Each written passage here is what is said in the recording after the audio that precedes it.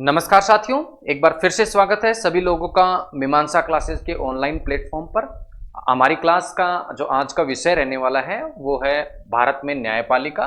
और न्यायपालिका के संदर्भ में आप आज जिन बिंदुओं पर हम चर्चा करने वाले हैं वो है सुप्रीम कोर्ट और हाई कोर्ट के जो न्यायाधीश होते हैं उनकी नियुक्ति के लिए योग्यता क्या क्या होनी चाहिए। साथ ही साथ सुप्रीम कोर्ट और हाई कोर्ट के न्यायाधीश अपनी शपथ कैसे लेंगे, किस प्रारूप में लेंगे और किसके समक्ष लेंगे। इसी प्रकार वे लोग अपना त्यागपत्र किसे देंगे, अपना इस्तीफा किसे देंगे, उनको पद से किस प्रकार से हटाया जा सकता है, उनके वेतन और भत्ते क्या होंगे, और साथ ही साथ कार्यकारी जो न्यायाधीश होते हैं सुप्रीम कोर्ट और हाई कोर्ट में उनके लिए संविधान में किस प्रकार की व्यवस्था है। तो आइए क्लास को स्टार्ट करते हैं। सबसे पहले हम बात करते हैं सुप्रीम कोर्ट और हाई कोर्ट के जो न्यायाधीश हैं उनके संदर्भ में क्या योग्यता हमारे संविधान में बताई गई है। तो सबसे पहले हम बात करें सुप्रीम कोर्ट हाई कोर्ट जज बनने के लिए योग्यता की, तो सुप्रीम कोर्ट का जज या न्यायाधीश नियुक्त होने के लिए क्या योग्यता बताई गई है हमारे संविधान में। सबसे पहले तो भारत का नागरिक होना चाहिए। क्या होना चाहिए? भारत का नागरिक होना चाहिए। दूसरी क्या व्यवस्था है कि या तो किसी एक ही हाई कोर्ट में, या तो किसी एक ही हाई कोर्ट में या एक से अधिक हाई कोर्ट में, एक से ज्यादा हाई कोर्ट्स में कुल मिलाकर, या तो एक ही हाई कोर्ट में 5 वर्ष तक या एक से ज्यादा अलग अलग हाई कोर्ट्स में मिलाकर कुल 5 वर्ष की अवधि तक वो व्यक्ति क्या रहा हो, न्यायाधीश के पद पर या जज के पद पर रहा हो। पहली योग्यता ये, यानी भारत का नागरिक होना चाहिए। प्लस एक योग्यता क्या होनी चाहिए, या तो ये होनी चाहिए 5 वर्ष तक न्यायाधीश के पद पर रहना चाहिए, या फिर क्या योग्यता हो, या तो किसी एक हाई कोर्ट में या एक से ज्यादा हाई कोर्ट्स में मिलाकर कुल समयावधि 10 वर्ष तक क्या रहा हो, वो अधिवक्ता या वकील के रूप में क्या कर चुका हो, कार्य कर चुका हो। या तो हाई कोर्ट में जज रह चुका हो, कितने वर्षों तक, 5 वर्ष तक, या हाई कोर्ट में वकील रह चुका हो, कितने वर्षों तक, 10 वर्षों तक, या फिर राष्ट्रपति की राय में वो व्यक्ति क्या हो, पारंगत विधिवेता हो, विधि का क्या हो, बहुत बड़ा जानकार हो। ये तीनों ही क्या मानी जाती हैं, योग्यता हमारे इस भारत के संविधान के अनुसार सुप्रीम कोर्ट का जज नियुक्त होने के लिए किसी व्यक्ति में होनी चाहिए। और यहां हमारे संविधान में एक एक्सप्लेनेशन, एक स्पष्टीकरण दिया है। स्पष्टीकरण क्या है कि जो व्यक्ति जिला न्यायाधीश पद पे, जिला न्यायाधीश पद पे क्या कर रहा है, कार्य कर चुका है, या उससे ऊपर के किसी पद पर क्या कर रहा है, कार्य किया हुआ हो, तो उस पदावधि को भी किस प्रकार से माना जाएगा, जैसे वो क्या कर रहा हो, हाई कोर्ट में अधिवक्ता के रूप में कार्य कर रहा हो। यानी जिला न्यायाधीश या उससे ऊपर के न्यायाधीश के पद पर यदि किसी व्यक्ति द्वारा कार्य किया गया है तो जितनी अवधि तक कार्य किया गया है उस अवधि को कैसे माना जाएगा, जैसे वो हाई कोर्ट के अधिवक्ता या वकील के रूप में कार्य कर रहा हो। इसी तरह हाईकोर्ट के जज की नियुक्ति क्या बताई गई है, हाईकोर्ट के जज नियुक्त होने के लिए क्या योग्यता बताई गई है। पहला, भारत का नागरिक होना चाहिए। दूसरा, उसे 10 वर्ष की समयावधि तक किसी भी कोर्ट में, यहां बात की गई है किसी भी कोर्ट में नहीं, हाईकोर्ट में, यहां हाईकोर्ट जज की नियुक्ति के संदर्भ में योग्यता क्या बताई गई है कि किसी भी कोर्ट में 10 वर्ष तक क्या हो, न्यायिक पद धारण किया हो, या फिर किसी एक या एक से अधिक हाई कोर्ट में, या तो एक ही हाई कोर्ट में या एक से ज्यादा हाई कोर्ट्स में कुल 10 वर्ष तक क्या रह चुका हो, वो अधिवक्ता के रूप में क्या कर चुका हो, कार्य कर चुका हो, वकील के रूप में कार्य कर चुका हो। और यहां भी हमारे संविधान में एक स्पष्टीकरण दिया गया है। स्पष्टीकरण क्या दिया गया है, हाईकोर्ट का अधिवक्ता या अधिकरण का जो सदस्य है उसको भी न्यायिक पद माना जाएगा। जैसा योग्यता बताई गई है कि 10 वर्ष न्यायिक पद धारण किया गया हो, तो न्यायिक पद में किसे गिना जाएगा, हाई कोर्ट में जो क्या है, वकील है, अधिवक्ता है, उसे भी न्यायिक पद में गिना जाएगा। और किसी अधिकरण या ट्रिब्यूनल में कोई भी व्यक्ति सदस्य है तो उसे भी क्या माना जाएगा, न्यायिक पद माना जाएगा। और साथ ही साथ एक अन्य स्पष्टीकरण दिया गया है कि अधिकरण का जो व्यक्ति सदस्य रहता है उसे भी हाईकोर्ट में अधिवक्ता होने के तुल्य माना जाएगा।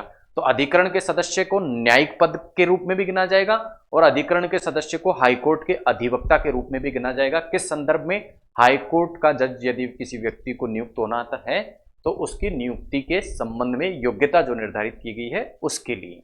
तो ये बात हुई सुप्रीम कोर्ट और हाई कोर्ट का जज नियुक्त होने के लिए हमारे संविधान के अनुसार किसी व्यक्ति में क्या क्या योग्यताएं होनी चाहिए। ठीक है, ये जो योग्यताएं दर्शाई गई हैं उनमें से कोई भी 2 योग्यता, यानी भारत का नागरिक तो होना ही होना चाहिए, उसके अलावा कोई एक योग्यता उस व्यक्ति में होनी चाहिए, तब वो जाके क्या हो सकता है, योग्य हो सकता है। किसके लिए? हाईकोर्ट या सुप्रीम कोर्ट में जज नियुक्त होने के लिए, न्यायाधीश नियुक्त होने के लिए। ये बात हुई योग्यता की। अब हम बात करते हैं शपथ और त्यागपत्र की, कि सुप्रीम कोर्ट और हाई कोर्ट के जो जज होते हैं वो शपथ किसके समक्ष लेते हैं और अपना त्यागपत्र किसको देते हैं। शपथ की यदि हम बात करें तो शपथ जो है वो सुप्रीम कोर्ट के जो जज हैं उनके द्वारा तो किसके समक्ष ली जाती है? राष्ट्रपति के समक्ष, या राष्ट्रपति द्वारा इसके लिए नियुक्त किसी व्यक्ति के समक्ष। और शपथ का जो प्रारूप होता है वो किसमें दिया गया है? 3rd शेड्यूल या 3री अनुसूची में दिया गया है। उसी अनुसार इनको शपथ लेनी होगी और शपथ में अपने हस्ताक्षर भी करने होते हैं। हाईकोर्ट के जजेस की शपथ की यदि हम बात करें तो हाईकोर्ट के जजेस शपथ लेते हैं राज्यपाल के समक्ष या उसके द्वारा नियुक्त किसी व्यक्ति के समक्ष। 3री अनुसूची के अनुसार ही लेते हैं, हस्ताक्षर इन्हें भी करने पड़ते हैं। तो यहां आप विशेष बिंदु ध्यान रखें कि हाईकोर्ट के जजेस की नियुक्ति तो किसके द्वारा होती है? राष्ट्रपति के द्वारा, लेकिन ये शपथ किसके समक्ष लेते हैं? शपथ राज्यपाल के समक्ष लेते हैं। अब बात करते हैं त्यागपत्र की। तो त्यागपत्र चाहे वो सुप्रीम कोर्ट के जज हो चाहे हाई कोर्ट के जज हो, किसको देते हैं त्यागपत्र? राष्ट्रपति को, क्योंकि सामान्य सिद्धांत है कि कोई भी व्यक्ति त्यागपत्र किसे देता है? अपने नियुक्ति अधिकारी को। इनका नियुक्ति कौन करता है? राष्ट्रपति। तो ये त्यागपत्र या अपना इस्तीफा भी किसको देते हैं? राष्ट्रपति को देते हैं। तो ये बात हुई शपथ और त्यागपत्र के बारे में। अब हम बात करते हैं हटाने की प्रक्रिया। सुप्रीम कोर्ट और हाई कोर्ट के जो जज हैं उनको हटाने की जो प्रक्रिया है वो किस प्रकार की होगी? एक ही जो प्रकार की प्रक्रिया है वो बताई गई है। एक ही प्रकार की प्रक्रिया से सुप्रीम कोर्ट और हाई कोर्ट के जो जजेज हैं उनको हटाया जाता है। क्या प्रक्रिया है? आइए देखते हैं। एक ही प्रक्रिया से हटाया जाएगा। प्रक्रिया क्या है? प्रक्रिया के लिए एक आधार होना चाहिए। सबसे पहले तो सुप्रीम कोर्ट और हाई कोर्ट के जज को यदि अपने पद से हटाना है तो कोई आधार होना चाहिए, और वो आधार केवल एक ही बताया गया है भारत के संविधान में। वो क्या है? वो आधार होगा साबित कदाचार या असमर्थता। या तो क्या हो, सुप्रीम कोर्ट या हाई कोर्ट का जज साबित उस पर क्या हो जाए? कदाचार या उसकी असमर्थता साबित हो जाए, तभी उसे अपने पद से हटाया जा सकता है। अब बात करें प्रक्रिया की, तो प्रक्रिया के लिए हमारे संविधान में क्या बताया गया है कि किस प्रकार की प्रक्रिया को अपनाया जाएगा सुप्रीम कोर्ट और हाई कोर्ट के जजेस को हटाने के लिए। क्या कहा गया है? सबसे पहले तो संसद का जो प्रत्येक सदन है, यानी राज्यसभा और लोकसभा, दोनों में क्या करा जाएगा? बहुमत से। दोनों में बहुमत से। और वो बहुमत कैसा होगा? जो कुल सदस्य संख्या है राज्यसभा की भी और लोकसभा की भी, जो कुल सदस्य संख्या है उसके 2/3 बहुमत से, 2/3 बहुमत से एक क्या लाया जाएगा? समावेदन लाया जाएगा। क्या लाया जाएगा? समावेदन लाया जाएगा इस संदर्भ में। और वो समावेदन लोकसभा में भी और राज्यसभा में भी कितना बहुमत चाहिए उसको? 2/3। उपस्थित का तो 2/3 और कुल संख्या के 50% से अधिक। कुल संख्या के तो 50% से अधिक और उपस्थित के कम से कम 2/3 जो सदस्य हैं उनका उसको क्या चाहिए? समर्थन चाहिए इस समावेदन का। अब ये समावेदन उसी सत्र में, जिस सत्र में लाया गया है, उसी सत्र में इस समावेदन को किसके समक्ष रखा जाएगा? राष्ट्रपति के समक्ष रखा जाएगा। किसके समक्ष रखा जाएगा? राष्ट्रपति के समक्ष रखा जाएगा। और जब राष्ट्रपति द्वारा आदेश जारी कर दिया जाएगा, उस आदेश के पश्चात सुप्रीम कोर्ट और हाई कोर्ट के जो जज है उसको अपने पद से हटना होगा। अब ये जो समावेदन रखा जाएगा, जो हमने बात की कि समावेदन रखा जाएगा और दोनों ही सदनों की जो कुल संख्या का बहुमत है, सदन की कुल संख्या के बहुमत प्लस उपस्थित जो लोग हैं उनके 2/3 बहुमत से ये क्या होना चाहिए? पारित होना चाहिए। तो ये समावेदन जो रखा जाएगा, ये समावेदन रखा जाने की जो प्रक्रिया है और अन्वेषण या इन्वेस्टिगेशन इस संदर्भ में किया जाएगा, और जो आरोप जजेस पे लगाया गया है, न्यायाधीशों पे लगाया गया है, उसको साबित किस प्रकार से किया जाएगा, वो सारी की सारी प्रक्रिया कौन निर्धारित करेगा? संसद निर्धारित करेगा। ऐसा संविधान में कहा गया है। तो हटाने के संदर्भ में संविधान में तो क्या लिखा गया है कि इस प्रकार का तो बहुमत चाहिएगा, ये लिखा गया है। ठीक है। और उसके बाद ये राष्ट्रपति के समक्ष जाएगा और राष्ट्रपति आदेश जारी करेगा। ये तो लिखा गया है, ये वाला पार्ट तो लिखा गया है किसमें? भारत के संविधान में। अब बताया क्या गया है कि इस सारी चीजों के लिए प्रक्रिया जो अपनाई जाएगी, वो प्रक्रिया क्या होगी, उसके लिए किसको अधिकृत किया गया है संविधान में? संसद को, कि संसद निर्धारित करेगा प्रक्रिया को। तो संसद ने क्या निर्धारित किया है? देखिए, संसद ने कुछ निर्धारित किया। क्या निर्धारित किया गया? इधर वाला पार्ट किसने निर्धारित किया है? संसद ने, क्योंकि संसद को यह निर्धारित करने की शक्ति किसके द्वारा दी गई है? संविधान के द्वारा। ठीक है। अब संसद ने क्या निर्धारित किया गया है कि ये जो समावेदन लाया जाएगा, ये लोकसभा में तो केवल तभी लाया जा सकता है जब 100 सदस्यों का क्या हो, लोकसभा के 100 सदस्यों का क्या हो, इसको समर्थन हो।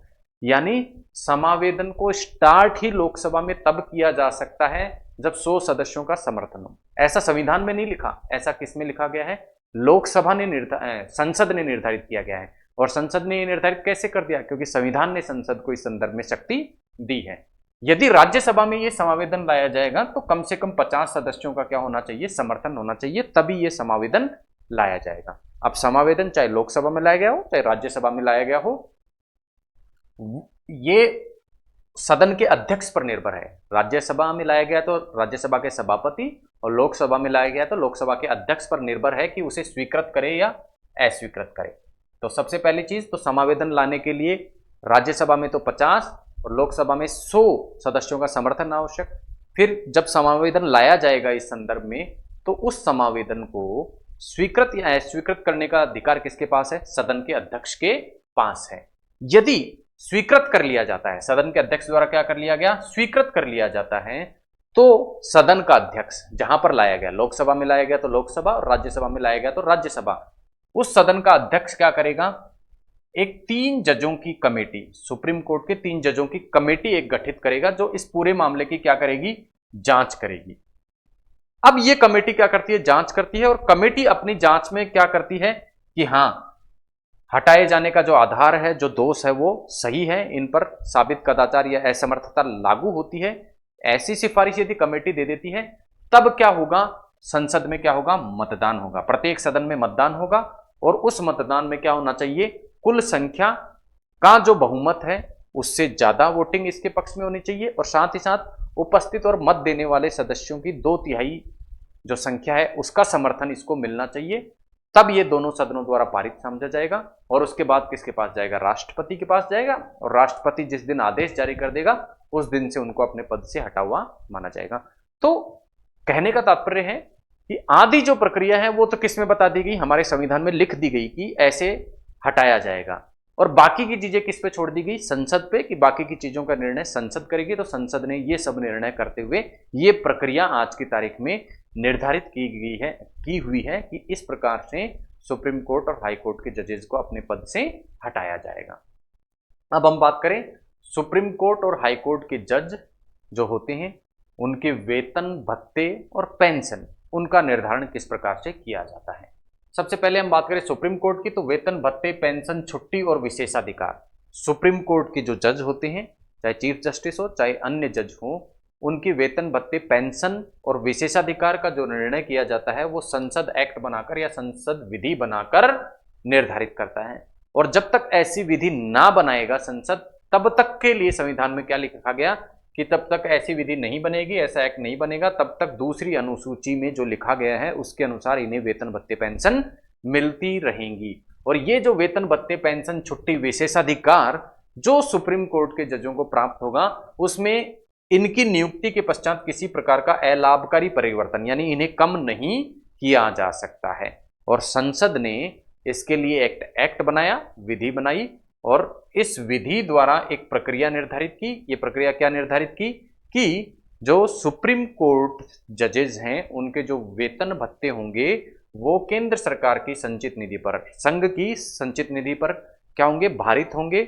और इनकी जो पेंशन है वो भी क्या होंगी? संघ की संचित निधि पर भारित होगी। और वित्तीय आपातकाल के अलावा किसी प्रकार की कटौती इनके वेतन भत्तों से नहीं की जाएगी। और साथ ही साथ जो इनकी पेंशन होगी वो जो अंतिम वेतन इन्हें सेवानिवृत्ति के समय प्राप्त हो रहा था उसकी आधी होगी। अब बात करें हाईकोर्ट के संदर्भ में, तो हाईकोर्ट के जो वेतन, भत्ते, पेंशन, छुट्टी, विशेषाधिकार हैं वो भी किसके द्वारा निर्धारित किए जाएंगे? संसदीय विधि, संसद विधि बनाकर, एक्ट बनाकर निर्धारित करेगी। यहाँ आप कंफ्यूज हो सकते हैं, आप समझ सकते हैं कि विधानमंडल विधि बनाकर निर्धारित करेगा, लेकिन विधानमंडल नहीं, यहाँ भी सुप्रीम कोर्ट के वेतन भत्ते भी और हाई कोर्ट के जजेस के वेतन भत्ते भी दोनों किसके द्वारा निर्धारित करे जाएंगे? संसदीय विधि के द्वारा निर्धारित किए जाएंगे। और जब तक ऐसी विधि नहीं बनेगी तब तक दूसरी जो अनुसूची है हमारे संविधान की, उसके अनुसार इनको वेतन भत्ते और विशेषाधिकार मिलते रहेंगे। साथ ही साथ इनके भी जो वेतन भत्ते और पेंशन है उसमें नियुक्ति के पश्चात किसी प्रकार का अलाभकारी परिवर्तन नहीं किया जा सकता, यानी इन्हें कम नहीं किया जा सकता। संसद ने विधि बनाकर क्या किया है? कुछ निर्धारित किया गया है वेतन भत्ते और पेंशन के बारे में। अब संसद ने क्या निर्धारित किया है? जैसा मैंने बताया, संविधान में शक्ति किसको दी गई है कि वेतन भत्ते पेंशन कौन निर्धारित करेगा? संसद करेगी। निर्धारित कैसे करेगी? विधि बनाकर। विधि बनाकर संसद ने क्या निर्धारित किया कि हाईकोर्ट जजेस के जो वेतन भत्ते हैं वो तो कहां से प्राप्त होंगे? राज्य की संचित निधि से प्राप्त होंगे, जबकि हाईकोर्ट जज की जो पेंशन है वो किस पर भारित होगी? केंद्र सरकार की संचित निधि पर भारित होगी। ये भी आपको ध्यान रखना है विशेष रूप से। हाईकोर्ट जजेस के वेतन भत्ते तो किस पर भारित हैं? केंद्र की संचित निधि पर, जबकि हाईकोर्ट जजेस की पेंशन किस पर भारित है? केंद्र की संचित निधि पर भारित है। और इनकी जो पेंशन होगी वो इनके अंतिम वेतन का हाफ, 1/2 होगी। और इनके वेतन भत्तों में वित्तीय आपातकाल के अलावा किसी भी स्थिति में कटौती नहीं की जाएगी। इस प्रकार की व्यवस्था संसद ने विधि बनाकर की है। तो ये थे सुप्रीम कोर्ट, हाई कोर्ट जजेस के वेतन भत्ते, पेंशन और अन्य बातें। अब हम बात करेंगे सुप्रीम कोर्ट और हाई कोर्ट में कई बार जो परमानेंट जजेस, परमानेंट या स्थायी जो न्यायाधीश होते हैं, उनके अलावा भी अन्य न्यायाधीशों की नियुक्ति की जाती है। और वे न्यायाधीश कौन कौन से प्रकार के हैं? कार्यकारी मुख्य न्यायाधीश, इसी प्रकार हाई कोर्ट में भी कार्यकारी मुख्य न्यायाधीश। इसके अलावा एडहोक जजेस, तदर्थ न्यायाधीश जिन्हें बोलते हैं, उनकी भी नियुक्ति की जाती है। सेवानिवृत्त जो न्यायाधीश हैं उनकी भी नियुक्ति कई बार की जाती है। साथ ही साथ अपर व कार्यकारी जजों की नियुक्ति भी की जाती है। तो आइए देखते हैं किस प्रकार से और किन स्थितियों में इन जजेस की नियुक्ति की जाती है और किसके द्वारा की जाती है। सबसे पहले हम देखते हैं कार्यकारी मुख्य न्यायाधीश के बारे में। सुप्रीम कोर्ट में भी कई बार कार्यकारी मुख्य न्यायाधीश की नियुक्ति करनी पड़ती है और हाई कोर्ट में भी कार्यकारी न्यायाधीश की नियुक्ति करनी पड़ती है। अब कार्यकारी न्यायाधीश की नियुक्ति करने की स्थितियां कौन सी होती हैं? ऐसी स्थितियां जब मुख्य न्यायाधीश अपने पद पर ना हो। और मुख्य न्यायाधीश किन किन स्थितियों में अपने पद पर नहीं होता? जब उसका पद तो क्या हो? रिक्त हो, या वो क्या कर रहा हो? अनुपस्थित चल रहा हो, छुट्टी उसने ले रखी हो, या अन्य किसी कारण से अपने कर्तव्यों का पालन करने में क्या है? मुख्य न्यायाधीश असमर्थ है। ठीक है, चाहे वो हाई कोर्ट में हो चाहे सुप्रीम कोर्ट में हो। तब क्या किया जाता है? कार्यकारी मुख्य न्यायाधीश की नियुक्ति की जाती है, सुप्रीम कोर्ट में भी और हाई कोर्ट में भी। और सुप्रीम कोर्ट में ये नियुक्ति किसके द्वारा की जाती है? राष्ट्रपति द्वारा की जाती है। और किसी एक जज को, सुप्रीम कोर्ट के किसी भी एक जज को, जरूरी नहीं कि वरिष्ठतम जज को ही, किसी भी एक जज को राष्ट्रपति क्या कर देता है? मुख्य न्यायाधीश के, कार्यवाहक मुख्य न्यायाधीश के रूप में नियुक्त कर देता है। इसी प्रकार हाई कोर्ट में भी राष्ट्रपति क्या करता है? उस हाई कोर्ट के किसी भी जज को कार्यकारी मुख्य न्यायाधीश नियुक्त कर सकता है। तो कार्यकारी मुख्य न्यायाधीश की नियुक्ति किसके द्वारा की जाएगी? राष्ट्रपति के द्वारा। किन में से की जाएगी? सुप्रीम कोर्ट में तो सुप्रीम कोर्ट जजेस में से, और हाई कोर्ट में हाई कोर्ट के न्यायाधीशों में से। ठीक है, किस स्थिति में की जाएगी? ये स्थिति हमने देख ली, जब जो चीफ जस्टिस है या मुख्य न्यायाधीश है जब अपने कार्य करने में क्या हो? असमर्थ हो, उस स्थिति में की जाएगी, या फिर उसका पद रिक्त हो, उस स्थिति में की जाएगी। अगला है एक्टिंग जज या कार्यकारी जज। एक्टिंग जज या कार्यकारी जज। एक्टिंग जज या कार्यकारी जो जज है उसकी व्यवस्था मूल संविधान में नहीं थी। इसे जोड़ा गया 7वें संविधान संशोधन 1956 के माध्यम से। और यह व्यवस्था सुप्रीम कोर्ट के संदर्भ में लागू नहीं होती, अर्थात सुप्रीम कोर्ट में कार्यकारी जज, कार्यकारी मुख्य न्यायाधीश तो होता है, लेकिन कार्यकारी न्यायाधीश या एक्टिंग जज की किसी प्रकार की व्यवस्था नहीं है। जबकि हाईकोर्ट में इस प्रकार की व्यवस्था है। और हाईकोर्ट में ये जो कार्यकारी जज हैं इनकी नियुक्ति कौन करता है? राष्ट्रपति करता है। और किस व्यक्ति को ये हाईकोर्ट में कार्यकारी जज नियुक्त कर सकता है? केवल उन्हीं व्यक्तियों को जिनमें हाईकोर्ट के जज बनने की योग्यता हो। अब हाईकोर्ट के जज बनने की योग्यता क्या है? वो हम पिछली जो हमारी क्लास है न्यायपालिका के संदर्भ में उसमें देख चुके हैं कि हाई कोर्ट के जज की नियुक्ति के लिए क्या क्या योग्यता जो है वो होनी चाहिए। तो योग्यता क्या होनी चाहिए, उस पर कोई व्यक्ति क्या होता है, खरा उतरता है, वो योग्यताएं पूरी करता है तो राष्ट्रपति उस व्यक्ति को हाई कोर्ट में कार्यकारी न्यायाधीश के रूप में क्या कर सकता है, नियुक्त कर सकता है। अब किन स्थितियों में राष्ट्रपति द्वारा ऐसा किया जा सकता है वो भी संविधान में स्पष्ट रूप से लिखी हुई है और कहा गया है यदि कोई जज, हाईकोर्ट का कोई जज क्या चल रहा हो, या तो अनुपस्थित चल रहा हो, या हाईकोर्ट का कोई जज कार्यकारी मुख्य न्यायाधीश के रूप में कार्य कर रहा हो और उस कारण अपना कर्तव्य पालन करने में असमर्थ हो, यानी किसी न किसी प्रकार से हाईकोर्ट में जजेज की जो संख्या है वो कम है, ठीक है, या तो कोई जज मुख्य न्यायाधीश के रूप में कार्य कर रहा है, कार्यकारी मुख्य न्यायाधीश के रूप में, या क्या है वो अनुपस्थित है, छुट्टियों पे चल रहा है, उस स्थिति में राष्ट्रपति क्या कर सकता है, उस हाईकोर्ट में एक्टिंग जज या कार्यकारी न्यायाधीश की व्यवस्था कर सकता है। और ये जो कार्यकारी न्यायाधीश नियुक्त किए जाएंगे इनका जो कार्यकाल होगा वो अधिकतम 2 वर्ष तक का होगा और 2 वर्ष से पूर्व भी यदि ये 62 वर्ष के हो जाते हैं तब इनका कार्यकाल नहीं रहेगा, या तो 2 वर्ष अधिकतम, या जब तक वो 62 वर्ष के ना हो जाएं तब तक उनका क्या रहता है, कार्यकाल रहता है। ये बात करी हमने एक्टिंग जज या कार्यकारी जजेस के बारे में। अगला जो प्रकार है वो है एडिशनल जज या अपर जज। अपर जज की व्यवस्था भी 7वें संविधान संशोधन 1956 के माध्यम से की गई। सुप्रीम कोर्ट में इस प्रकार की कोई व्यवस्था नहीं है। सुप्रीम कोर्ट में ना तो एक्टिंग जज और ना ही एडिशनल जो जज हैं उनकी नियुक्ति की जाती है। हाई कोर्ट में एक्टिंग जज के साथ एडिशनल जज की नियुक्ति भी की जा सकती है और एडिशनल जज की नियुक्ति जो की जाएगी वो भी किसके द्वारा की जाएगी, राष्ट्रपति द्वारा की जाएगी। और केवल ऐसे व्यक्तियों को ही ये एडिशनल जज के रूप में नियुक्त कर सकता है जिनमें हाईकोर्ट का जज बनने की योग्यता हो। किन स्थितियों में की जाएगी, उन स्थितियों में जब हाईकोर्ट का जो कार्य है वो बहुत अधिक क्या हो, बढ़ गया हो, हाईकोर्ट के काम में क्या हो गई, बढ़ोतरी हो गई है, उस स्थिति में एडिशनल जज हैं उनकी नियुक्ति।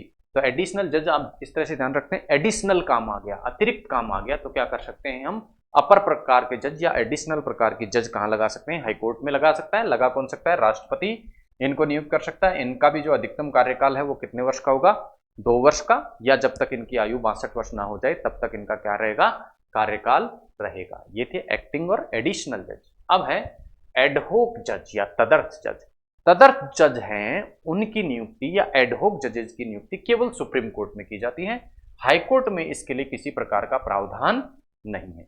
जिस प्रकार से हमने देखा एक्टिंग जज और एडिशनल जज केवल कहां थे, हाई कोर्ट के संदर्भ में उनका प्रावधान था, इसी तरह तदर्थ जज या एडहोक जज का जो प्रावधान है वो हाई कोर्ट के संदर्भ में नहीं है। हमारे संविधान में किसके लिए किया गया है, केवल सुप्रीम कोर्ट के संदर्भ में किया गया है। अब सबसे पहले इनकी नियुक्ति की यदि बात करें तो इनका नाम निर्देशन या डेजिग्नेशन किया जाता है। और नाम निर्देशन और या डेजिग्नेशन किसके द्वारा किया जाता है, चीफ जस्टिस ऑफ इंडिया के द्वारा, भारत के मुख्य न्यायाधीश द्वारा। वहां बाकी के प्रकारों में हमने देखा था कि नियुक्ति किसके द्वारा हो रही थी, राष्ट्रपति के द्वारा। एडहोक जज की जो नियुक्ति होगी या डेजिग्नेशन, नाम निर्देशन होगा, वो किसके द्वारा होगा, chief justice of India, Bharat के मुख्य न्यायाधीश के द्वारा होगा। लेकिन उसे राष्ट्रपति की इसके लिए पूर्व सहमति लेनी होगी, राष्ट्रपति की पूर्व सहमति लेनी होगी। साथ ही साथ जो हाई कोर्ट है उसके चीफ जस्टिस से भी परामर्श लेना होगा, यानी जिस हाई कोर्ट से इस एडहोक जज को सुप्रीम कोर्ट में लेना है उस हाई कोर्ट के मुख्य न्यायाधीश की भी क्या लेनी होगी, परामर्श। तो हाई कोर्ट के मुख्य न्यायाधीश का तो क्या लेना होगा, परामर्श, और राष्ट्रपति की क्या लेनी होगी, पूर्व सहमति। तो शब्दों पे आप ध्यान दें क्योंकि यहां शब्दों से प्रश्न पकड़े जा सकते हैं, ठीक है। तो राष्ट्रपति की तो क्या लेनी पड़ेगी, पूर्व सहमति, जबकि जिस हाई कोर्ट से एडहोक जज के रूप में किसी व्यक्ति को लाया जा रहा है सुप्रीम कोर्ट में, उस हाई कोर्ट का जो मुख्य न्यायाधीश है उसका परामर्श लेना होगा। तो परामर्श और पूर्व सहमति 2 शब्द आपको ध्यान रखने हैं। अब किस स्थिति में ऐसा किया जा सकता है, किस स्थिति में सुप्रीम कोर्ट में एडहोक जजों की व्यवस्था की जा सकती है, वो स्थितियां हैं जब सुप्रीम कोर्ट का जो सत्र है उसे चालू रखने के लिए एक न्यूनतम जजों की संख्या चाहिए, जिसे क्या कहा जा सकता है, कोरम या गणपूर्ति कहा जाता है। और वो कोरम जब पूर्ण ना हो रहा हो उस स्थिति में सुप्रीम कोर्ट में एडहोक जज या तदर्थ न्यायाधीशों की व्यवस्था की जा सकती है।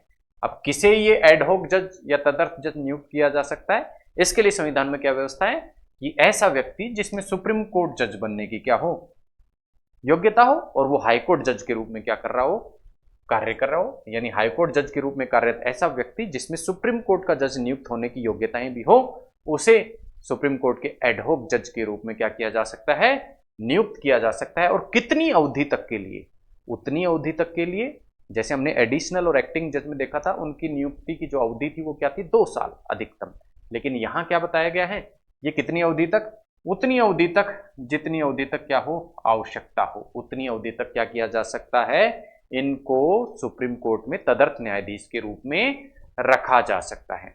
और ये लोग अपने मूल पद के साथ, ठीक है, अपने मूल पद के कर्तव्यों का तो निर्वहन करेंगे ही करेंगे, जिस हाईकोर्ट में जज हैं वहां के कर्तव्यों का तो पालन करेंगे ही करेंगे, साथ ही साथ ये सुप्रीम कोर्ट की जो बैठक होते हैं उनमें भी ये क्या करेंगे, उपस्थित होंगे।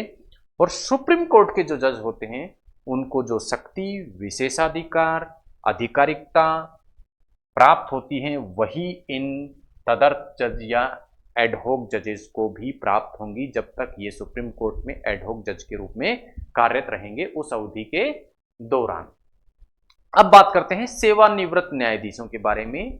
रिटायर्ड जो न्यायाधीश हैं हाई कोर्ट और सुप्रीम कोर्ट के, क्या उन्हें भी वापस से क्या किया जा सकता है, सुप्रीम कोर्ट और हाई कोर्ट में नियुक्त किया जा सकता है?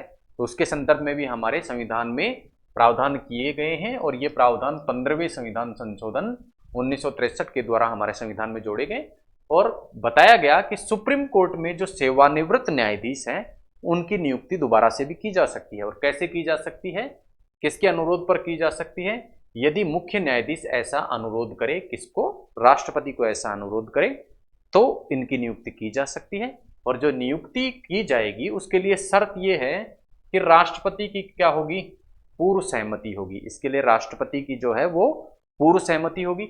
साथ ही साथ जिस सेवानिवृत्त व्यक्ति को लाना है उस व्यक्ति की भी क्या लेनी होगी, सहमति लेनी होगी। यानी व्यक्ति की भी सहमति, जिसे नियुक्त किया जा रहा है उस व्यक्ति की भी सहमति, और साथ ही साथ राष्ट्रपति की क्या होगी, पूर्व सहमति भी क्या होगी, लेनी होगी। व्यक्ति की भी सहमति और राष्ट्रपति की भी क्या लेनी होगी, पूर्व सहमति लेनी होगी।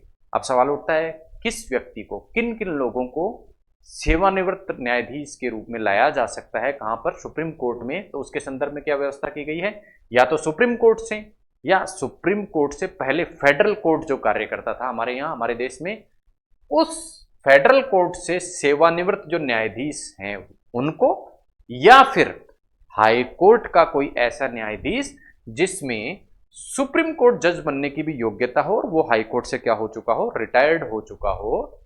इन तीनों प्रकार के व्यक्तियों को ही क्या किया जा सकता है, सेवानिवृत्त न्यायाधीश के रूप में सर्वोच्च न्यायालय सुप्रीम कोर्ट में जज बनाया जा सकता है। लेकिन शर्त क्या है, शर्त यह है कि इनमें ये योग्यताएं होनी चाहिए। यदि कोई हाईकोर्ट का क्या है, जज है, तो उसमें सुप्रीम कोर्ट का जज बनने की योग्यताएं भी होनी चाहिए। अब जिस अवधि तक ये सुप्रीम कोर्ट में कार्य करेंगे उस अवधि के दौरान इनको सुप्रीम कोर्ट के जो जज हैं उनको प्राप्त होने वाले सभी विशेषाधिकार, शक्तियां और आधिकारिकता प्राप्त होंगी। लेकिन इन सभी के अतिरिक्त अन्य मामलों में ये स्थायी सुप्रीम कोर्ट जज के रूप में नहीं समझे जाएंगे, और इनके जो वेतन भत्ते हैं वो राष्ट्रपति अपने आदेश के द्वारा निर्धारित करेगा। तो सेवानिवृत्त न्यायाधीशों के जो वेतन भत्ते हैं वो कौन निर्धारित करता है, राष्ट्रपति। जबकि हमने देखा था जो परमानेंट जजेस हैं उनके वेतन भत्ते कौन निर्धारित करता है, संसद विधि बनाकर निर्धारित करती है। हाईकोर्ट के बारे में यदि हम बात करें तो हाईकोर्ट में भी इस प्रकार की व्यवस्था की गई है, और हाईकोर्ट में चीफ जस्टिस जो उस हाईकोर्ट का मुख्य न्यायाधीश होता है उसके अनुरोध पर सेवानिवृत्त न्यायाधीश को लगाया जाता है, और इसके लिए राष्ट्रपति की पूर्व सहमति की आवश्यकता होती है। साथ ही साथ जो सेवानिवृत्त व्यक्ति जिसे लगाया जा रहा है उसकी सहमति की भी आवश्यकता होती है। और किस व्यक्ति को लगाया जा सकता है, कोई भी ऐसा व्यक्ति जो हाईकोर्ट से, किसी भी राज्य के हाईकोर्ट से क्या है, सेवानिवृत्त है, रिटायर्ड जज है, और जिस अवधि के दौरान ये कार्य करेगा हाईकोर्ट में उस अवधि के दौरान इसे हाईकोर्ट के जज को प्राप्त होने वाली शक्ति, विशेषाधिकार और आधिकारिकता प्राप्त होंगी। लेकिन अन्य मामलों में ये हाईकोर्ट का जज नहीं कहला जाएगा। बात करें वेतन भत्तों की, तो यहाँ भी इनके जो वेतन भत्ते हैं इन सेवानिवृत्त व्यक्तियों के, वो किसके द्वारा निर्धारित किए जाएंगे? राष्ट्रपति के आदेश के द्वारा क्या करे जाएंगे? निर्धारित किए जाएंगे। तो इस प्रकार से आज के क्लास में हमने सुप्रीम कोर्ट और हाई कोर्ट के जो जजेस हैं उनकी योग्यता, वो शपथ किस प्रकार से लेते हैं, त्यागपत्र किस वक्त देते हैं, उनके वेतन भत्ते किस प्रकार के होंगे, और कार्यकारी जज के रूप में या कार्यकारी मुख्य न्यायाधीश के रूप में कब कब और कौन कौन व्यक्ति कार्य कर सकते हैं, इन सभी के बारे में देखा। मिलते हैं नए टॉपिक के साथ में अगली क्लास में। तब तक के लिए धन्यवाद। जय हिंद।